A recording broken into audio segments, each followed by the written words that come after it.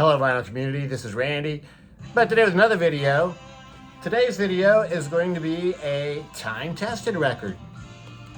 Time-tested records are records that have been in my collection for a long time. I've listened to them consistently over the years and I still listen to them today.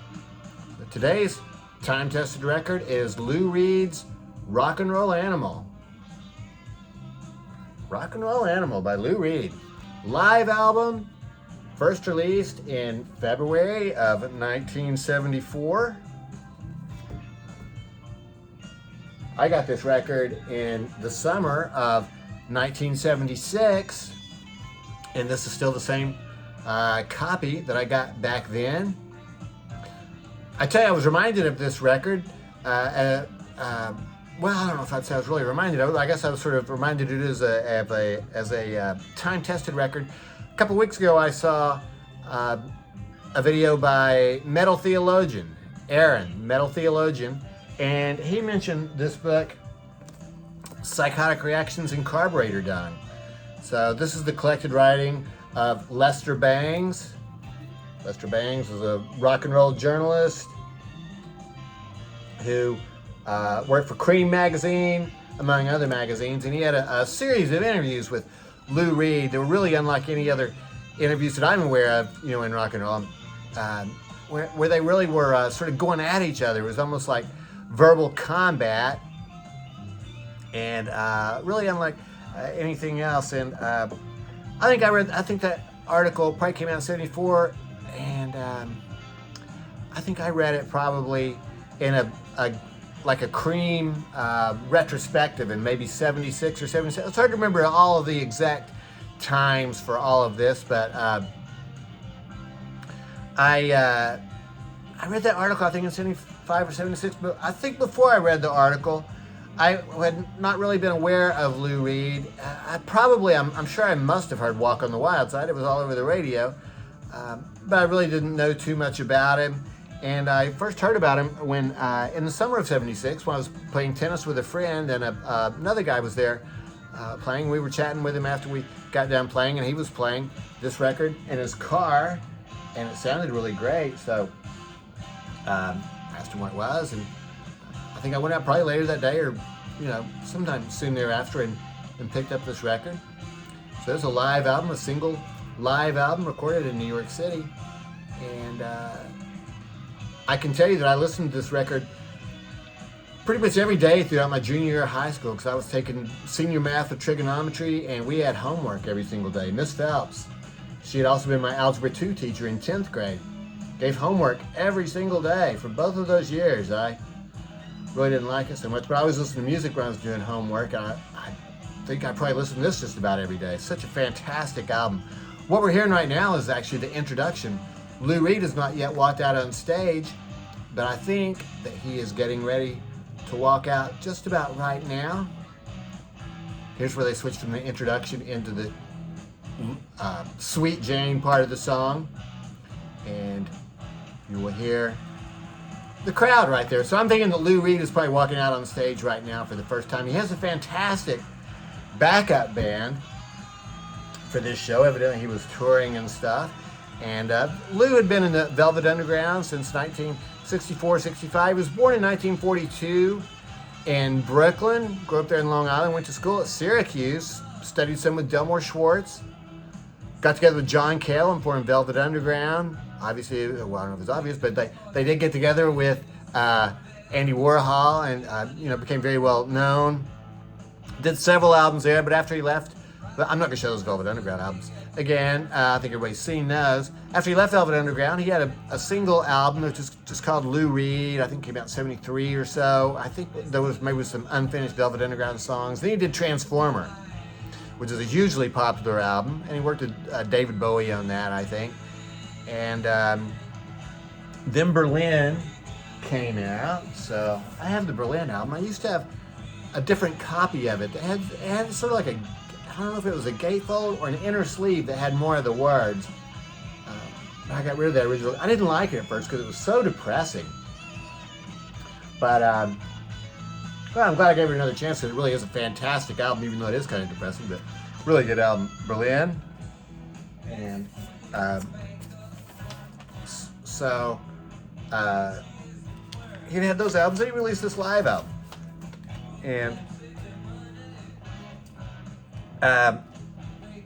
yeah, so I listened to that a lot while I was doing homework and stuff. And somewhere along the line there, I got this Cream magazine that had the interview with him. So I think it was the interview that just really made me like it a lot. And there's some really cool stuff in here where they're just going at it. And they talk about how,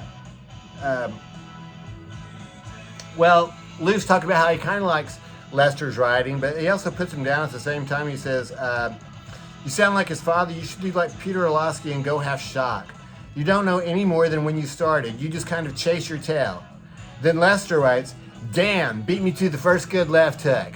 So, I mean, these two, it's like they started the interview as it's like a sparring match, you know, and they're just going at each other the whole time. It's just totally entertaining. I tell you, I found a copy of this interview online, and I'm going to leave a link to the interview. I highly recommend it. It's just the best rock and roll interview ever, I think. And the one that's online is a little bit truncated. They took out some of the introduction where Lester talks about Lou Reed and you know, how he's getting ready to go interview him. Another one of my favorite lines in here, boy, if I could find, I should have marked this stuff, was how he talked about I wish you could find. He talks about how Lou Reed, how he had the gall to puke up Berlin, the Berlin album, called it Puking Up. And they also talk about a lot about Metal Machine music. It turns out that Lester Bangs claims to really like Metal Machine music a lot. I don't know if that's really, I just find it hard to believe that could possibly be true, but anyway, he says he likes it. But anyway, so I got this album, and I've listened to it a ton. Weird thing about that is I'm just not really necessarily that big of a Lou Reed fan. He had another album that came out in '78 called The Bells. I really didn't care for that too much. I used to have that. I still have Growing Up in Public. Not really very good. And then I had Street Hassle. Didn't do much for me. And then he had in 1982, he had The Blue Mask, which all the critics just raved about it. And they said it was like a great comeback for him and stuff. But, you know, I just didn't care too much for that one either. I really listened to too much of his work really since, I guess, since Rock and Roll Animal. I did hear the Songs for Drella that he did with John Cale. I have the tape around here somewhere. I should have dug that out. That I liked a lot. I really liked Songs for Drella a lot. So maybe I should go back and give some of his other work a chance sometimes. But I never have. I was going to mention that his band on here is really excellent. Though this is the band that, or evidently, some of them were part of Alice Cooper's band. When Alice dropped his original band, the whole band was known as Alice Cooper, and then Alice became sort of a solo guy, and he had these guys who worked on. So the musicians are Dick Wagner on guitar, Ray Colcord on keyboards, Penty Glon on drums, Prakash John on bass, and Steve Hunter on guitar. I guess Dick Wagner and Steve Hunter. And then Bob Ezrin was the producer. And I think that Lou worked with Bob Ezrin maybe on another album, even though he did not work with him on this one. I think that this was produced by Lou Reed. Oh, yeah, produced by Steve Katz and Lou Reed for Anxiety Production. So here's the track listing on that. So after that introduction part, when Lou walks out on stage, they do Sweet Jane, which is just such a fantastic song, fantastic cover of it by Mott the Hoople, but this live out version is really the best, I think. And now he's doing Heroin, which evidently at some point during the live performance, he tied off on stage and would shoot up. So I guess he was very theatrical. And side 2 is White Light, White Heat, which is another Velvet Underground song. Then the only solo song on here, Lady Day from the Berlin album. And it ends with Rock and Roll, which is another Velvet Underground song. Fantastic version of Rock and Roll that goes on for about 10 minutes or so. So it's really those two extended tracks, Heroin and Rock and Roll, that are my favorites on here, even though I really like that intro before Lou ever walks out on stage a lot. Is really fantastic. So, yeah, I was just So yeah, it was really these interviews. So thanks for reminding me about that, Aaron and then here is the growing up in public inner sleeve. That was on Arista. I guess he switched from RCA at some point, went over to Arista. And just to mention that Cream Magazine is actually, they're publishing it again. They did this retrospective just a couple years ago, and there is a one of the interviews with Lester and Lou is in here, even though it's not the one I'm talking, but the one that's in here, Deaf Mute in the Telephone Booth, is actually very good for me because this is the first one. So, and this is like the second of they have a series of 3 interviews. And, Let Us Now Praise Famous Death Dwarfs is the name of the famous one that's in here. This was the first one. I'd never read that, so I was glad to be able to read that. And so they have started printing Cream again, and it's in this larger format now. That's pretty cool. I used to like Cream Magazine a lot. You know, back in the mid 70s to late 70s when I was really reading it all the time, just because it was so irreverent. They didn't, well, things like the Lester Bangs interview with Lou Reed, you know, they didn't hold the rock stars up as idols or something. They just looked at them as people, I guess, and they had a lot of fun with it. Also, they didn't take things too seriously. So, yeah, a lot of music in the, well, I don't know, but some music just seems like it sort of took itself too seriously, and I think I still have that opinion today. You know, I like music that's, you know, sort of has some fun. Well, I guess it's all in the eye of the beholder, but anyway, here's this cool part of Heroin. So he has some fantastic lines in this song, and it has the quote in here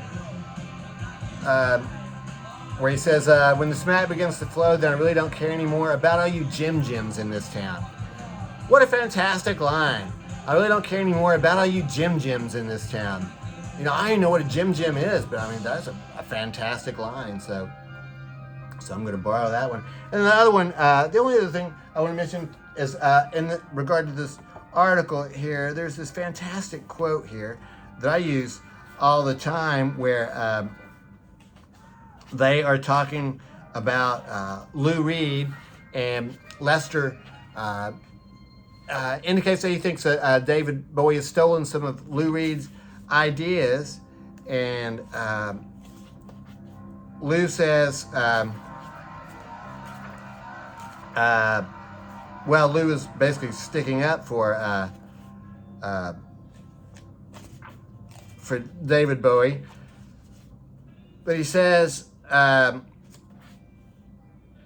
everybody steals riffs, you steal yours. David wrote some really great songs. Then Lester says, oh, come on, anybody can write great songs. Sam the Sham wrote great songs.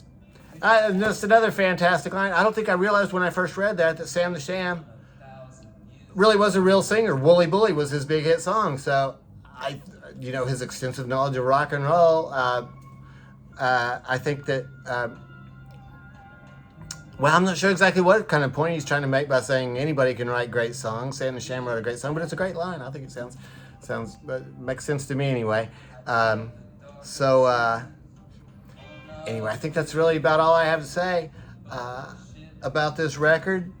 Rock and Roll Animal live album from 1974 has stood up to more repeated listenings, I think, probably than any other record in my entire collection. And sort of raises this other question. I hear people talk about they don't want to wear out their records. They want to be sure they take care of their records. But I mean,